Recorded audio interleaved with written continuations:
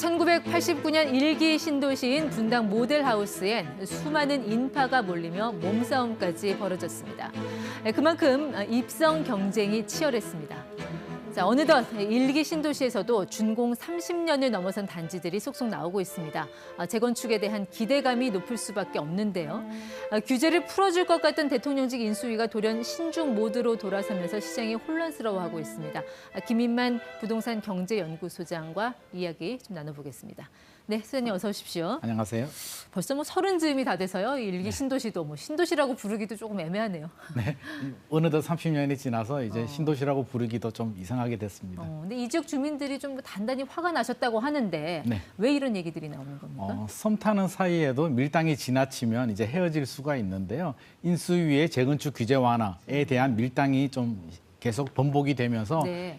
그 신도시 주민들과 인수위 사이에 그 사랑이 식어가고 있습니다. 그러니까 재건축 규제 완화 그 공약을 놓고 네. 인수위와 또 이 지역 주민들 간에 뭔가 밀당이 있었다. 네네. 뭐 인수위가 어떻게 밀고 당기기를 했길래 그렇습니까?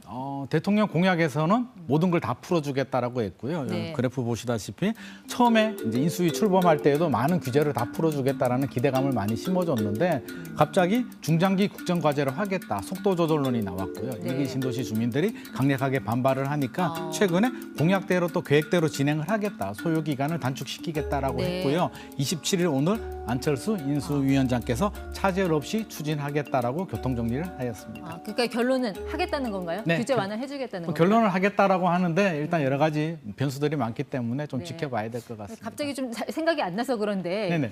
이 인수위에서 해주겠다고 하는 규제 완화가 어떤 것들이었죠? 이게 특별법을 만들어서 이제 추진을 하겠다는 건데요. 인허가 기간 단축을 해주겠다, 안전진단을 완화해주겠다, 초과이익 환수를 해주겠다, 그리고 이주 대책을 마련하겠다라는 여러 가지 내용들이 예. 포함되어 있습니다. 그러니까 말씀하신 대로 처음에는 다 풀어줄 것처럼 하다가 중간에 이렇게 갈팡질팡한 건 왜 그런 건가요? 뭐 시장에 무슨 움직임이 있었습니까? 결국에는 부동산 시장의 반응 때문에 그런데요. 거래량이 굉장히 늘어났습니다. 특히 경기도 거래량이 굉장히 많이 늘어났는데요. 네. 그 일기 신도시가 있는 분당 같은 경우, 예. 또 일산 신도시가 있는 고양시, 뭐 삼본 신도시가 네. 있는 군포시, 평촌 신도시가 있는 안양시 전체적으로 거래량이 2배 정도가 늘어난 상황입니다. 그래서 2월에서 3월로. 그렇죠. 2월, 3월 한 달 네. 동안 거래량이 2배 정도, 대략 2배 정도 늘어났기 때문에 네. 화들짝 놀랐고요. 속도 조절론이 나오니까 또 반발을 하고 있는 상황입니다. 2월 이전에는 거의 마이너스였잖아요, 거래량이. 2월 이전에는 굉장히 최저로 내려갔고요. 6개월 연속 하락이었다가 네. 인수위 발표가 나오면서 2배 거래량이 상승을 하였습니다. 거래량만 늘었습니까? 가격은 같이 올랐나요? 거래량만 늘어났으면 아무런 문제가 되지 않았을 텐데요. 네. 당연히 거래량이 늘어나니까 가격도 늘어났는데 분당 신도시가 있는 시범 현대 아파트 같은 경우에 108제곱미터 같은 경우에 네. 그 15억 7천만 원에서 한 달 만에 17억 4천만 원으로 1억 한 4천만 원, 5천만 원 정도가 올랐고요. 일산 신도시 같은 경우도 강촌 마을 같은 경우에 36제곱미터가 3억 2천에서 4억 1천만 원으로 굉장히 강하게 반응하고 있습니다. 사실 지금 아무것도 안 했어요. 그냥 하겠다는 발언만으로도 이렇게 시장에서 뭐 몇 억씩 왔다 갔다 하는 상황이라면 그만큼 민감하게 시장이 움직인다는 건데 자꾸 이렇게 인수위에서 이렇게 말을 오락가락하면 뭐 어느 장단에 춤을 춰야 되는 겁니까? 지금 시장이 굉장히 혼란스러워하는 상황인데요. 인수위 입장에서는 공급 물량을 늘려야 되니까 이제 규제를 풀어서 일기 신도시를 통해서 공급 물량을 대량으로 늘리겠다는 계획인데 네. 이게 시장이 뜨겁게 반응하다 보니까 지금 아무것도 해주지 않았거든요. 네. 오직 기대감만으로 이렇게 단기간 반응하고 있는데 재건축 사업 같은 경우는 단계가 굉장히 많습니다. 추진위, 조합 설립, 뭐 사업 시행 계획, 관리 처분 각 단계가 지날 때마다 이게 굉장히 집값에 네. 강한 반응을 하기 때문에 인수위 입장에서는 조심스러울 수밖에 없는 상황입니다. 지금 일기 신도시에서 나오는 그 물량을 보면은 전체가 29만 2천 가구예요. 네네. 네.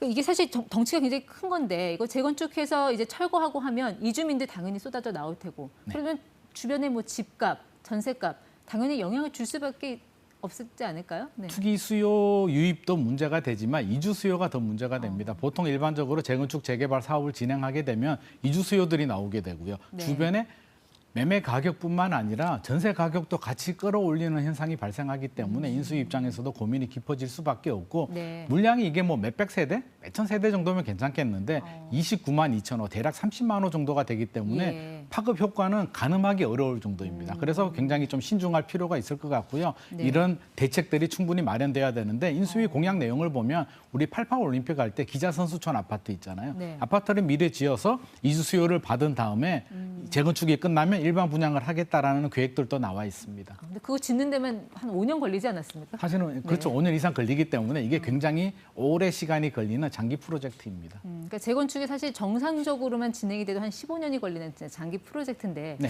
그 중간에 이렇게 뭐 시장에 좀 영향을 주는 불안 요인이 있다면 글쎄 여기 새 정부에서 규제 완화하기 쉽게 해줄 수 있을까요?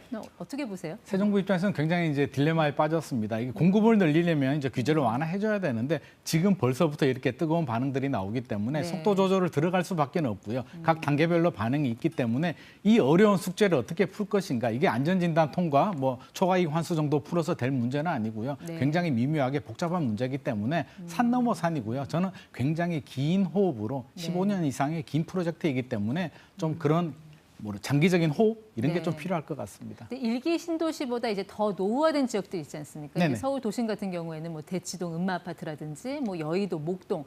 그러면 이런 일기 신도시의 그 재건축 규제 완화 여부가 이런 서울 도심의 이런 재건축 시장에까지 좀 영향을 줄 걸로 보세요? 일기 신도시가 이제 30년 정도 됐거든요. 네. 30년보다 훨씬 더 오래된 아파트들이 서울에도 굉장히 많이 있습니다. 그러면 그 아파트들은 왜 빨리 재건축이 안 되느냐, 진짜 규제 때문에 그러느냐라고 하면 일기 신도시는 이제 같은 문제에 봉착을 할 텐데요. 정부가 네. 아무리 인허가 절차를 간소화하고 안전진단을 완화해 주더라도 결국에는 사업성이 나와야 됩니다. 일반 네. 분양이 얼마나 나오느냐.